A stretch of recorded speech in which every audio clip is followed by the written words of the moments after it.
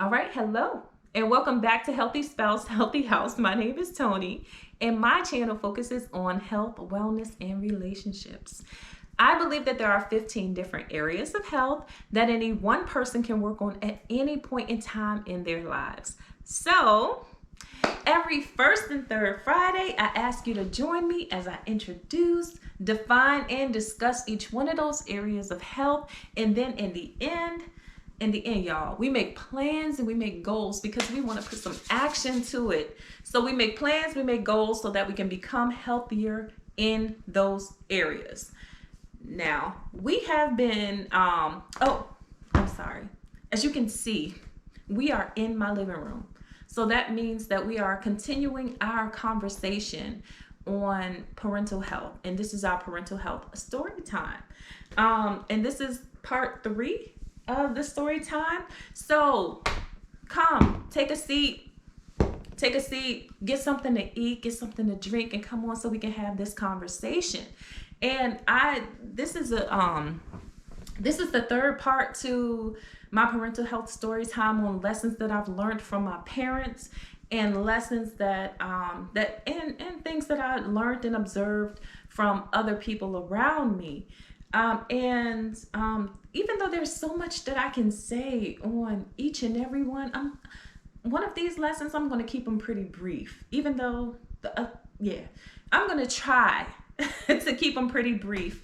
Parental health is one of these areas of health that when God told me concerning this area of health, I didn't even know this type of thing was a thing, but then it became one of the most important areas of health for me because I did not know that I had so much bitterness and so much hurt and pain as it pertained to my own parents. The people that are supposed to love you, the people that are supposed to protect you, the people that are supposed to, just support you in those things. A lot of that stuff I felt like I did not get from my parents. And I know a lot of us may even feel that way, I've heard people say, oh, well, when you get older, you'll start to understand why your parents did this or why they did that or whatever. But for me, that was not my story. It made me more hurt as I got older because then I became a parent. And for me, I was like, that wasn't right. The way they did that wasn't right. Like, I would never do that, or I would never put my children through that, or I will never. And so, so no, that was not my story. But I'm going to encourage you to share things in the comment section. Like if your story was different, if your lesson was different, or if your personality was different, or if your reactions to the things or the cards that you were dealt, the hand that you were dealt, in life, if it was different from mine, please share. I love to hear your stories. I love to hear your testimonies. I love to hear those types of things. Yes, I would love to hear that. I would like that. So anyway, so we've talked about two lessons so far, and there's so much more to talk about with those lessons, but I just left them very brief. It just brings up so many emotions. But the first one was try not to have a kid when you're a teenager. Try to just live your life. That was the first video. The second lesson is try to stay together. When you're married, when you're married, try to stay together if you can. And so this third lesson is an attachment of that one, that try to stay together if you can. So also to just try to wait until you're married to have children is the third lesson. try to wait until you're in a committed relationship before you have children. I ain't crazy, y'all. I know that that people have casual interactions and situationships and stuff like that, because of how God created, intimacy to be, if you get what I'm saying. So, I'm not crazy.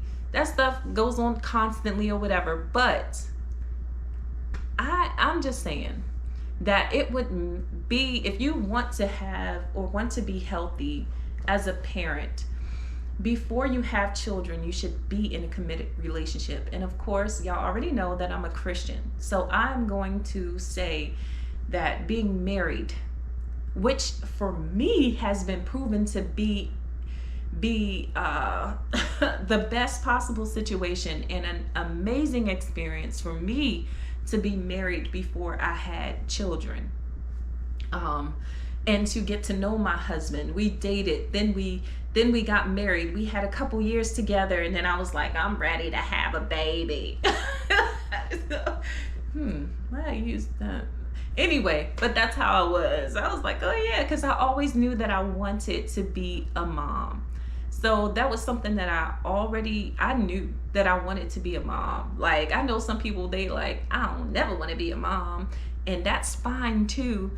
And however you feel, whatever you're feeling or whatever, and some people change their minds, but I always knew that I wanted to be a mom. And I knew that I wanted to give my children the best possible situation that I could. And I knew that there were things that I had taken from my childhood, which is what birthed these story times, or these lessons that I've learned from my parents.